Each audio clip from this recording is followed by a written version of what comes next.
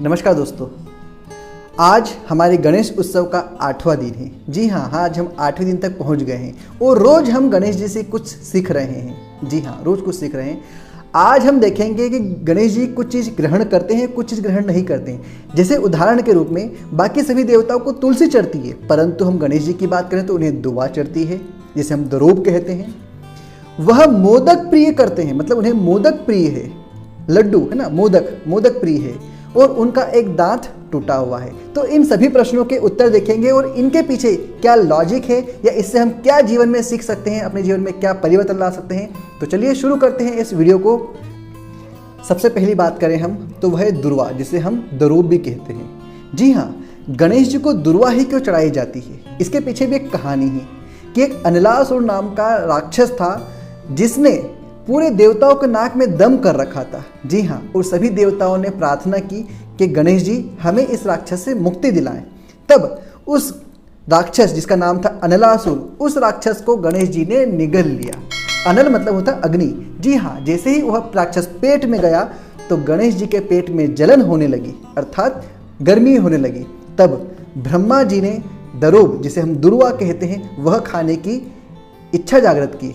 जब उन्होंने वह दुर्वा को ग्रहण किया तो उनके पेट की जलन खत्म हो चुकी थी, क्योंकि वह एक औषधि रूप थी।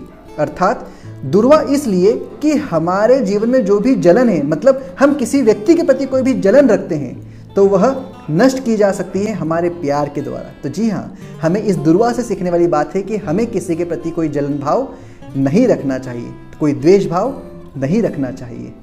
अब दूसरा मन में प्रश्न उठ रहा होगा कि उन्हें तुलसी क्यों नहीं चढ़ाई जाती, क्योंकि हमने दरोब की बात तो कर ली कि उन्हें दरोब चढ़ाई जाती है या दुर्वा चढ़ाई जाती है। जी हाँ, इसके पीछे भी एक कहानी है कि तुलसी गणेश जी से विवाह करना चाहती थी और यह प्रस्ताव गणेश जी के सामने रखा, परंतु गणेश जी ने मना कर दिया कि मैं जीवन भर ब्रह्मचारी रहना चाहता हूँ, मैं शादी नहीं करूँगा। इस गुस्से में आकर तुलसी जी ने उन्हें श्राप दिया कि तुम्हारी एक नहीं, तुम्हारे दो पत्नियाँ होगी। और इसी चीज़ में गुस्सा आकर गणेश जी ने भी उन्हें श्राप दिया कि तेरी जो शादी होगी वो देवता से नहीं होगी, राक्षस से होगी। और बाद में जलंधर नाम के राक्षस से शादी किनकी हुई? तुलसी जी की हुई। और रिद्धि और सिद्धि, दो पत्नियों से शादी किसकी हुई? गणेश जी की हुई। तो जी हाँ, यहाँ पर भी हमें वही चीज़ सीखनी है कि हमें मतभेद नहीं रखना है। तो यहाँ पर गणेश जी तुलसा जी का ग्रहण नहीं करते हैं, उसके पीछे कहानी है। कहानी मतलब कभी कभी हमें कोई चीज़ जीवन में त्यागनी चाहिए, क्योंकि त्यागने से ही कोई चीज़ का हमारा श्रेष्ठ होता है। क्योंकि जो चीज़ हमारे लिए सही नहीं है उसका त्याग करना ही सर्वश्रेष्ठ है। तो यहाँ पर हमें सीखना चाहिए, जो चीज़ हमारे लिए नहीं है उसका हमें त्याग करना चाहिए।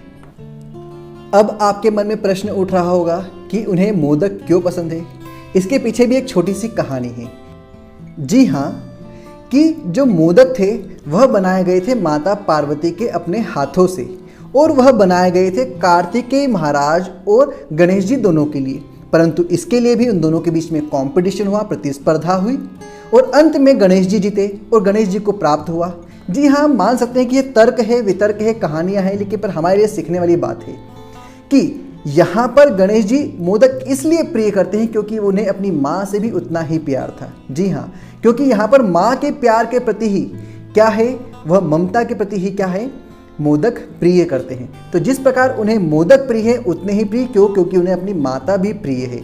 तो हमें हमारे जीवन में सभी लोगों से प्यार रखना चाहिए, चाहे वह कोई वस्तु हो, चाहे वह कोई व्यक्ति क्यों ना हो। तो जी हाँ, हमें मोदक से यह सीखना चाहिए कि हमें सभी लोगों से प्यार करना चाहिए, सभी चीज़ों से प्यार रखना चाहिए, सबके लिए सम्मान रखना चाहिए। अब आखिरी हम बात करते हैं गणेश जी का जो दांत है वह टूटा हुआ क्यों है। जी हाँ, इसके पीछे भी एक कहानी है कि परशुराम शिव जी के बड़े भक्त थे। वह शिव जी से मिलने के लिए कैलाश पर्वत आए। उस समय कैलाश पर शिव जी तपस्या कर रहे थे, ध्यान मग्न थे, और माता पार्वती कुछ काम में व्यस्त थी, और उसी समय वह पहरा दे रहे थे, गणेश जी पहरा दे रहे थे। तब परशुराम ने शिव जी से मिलने की प्रार्थना की, परंतु गणेश ने मना कर दिया। जब गणेश जी ने मना किया तो परशुराम ने उन्हें धक्का दिया। तब गुस्सेवश, क्रोधवश उन्होंने अपनी सूंड में उठाकर परशुराम को उठाकर फेंक दिया। तब उन्होंने गुस्सेवश अपने परशु से, उनका जो अस्त्र था उससे उनके दांत पर प्रहार किया, उनके मुंह पर प्रहार किया, तो उनका जो दांत था वह आधा टूट गया। तो यहाँ तो हमें समझ में आता है कि उनका दांत क्यों टूटा, इसके पीछे एक काल्पनिक कहानी हो सकती है, सत्य कहानी हो सकती है।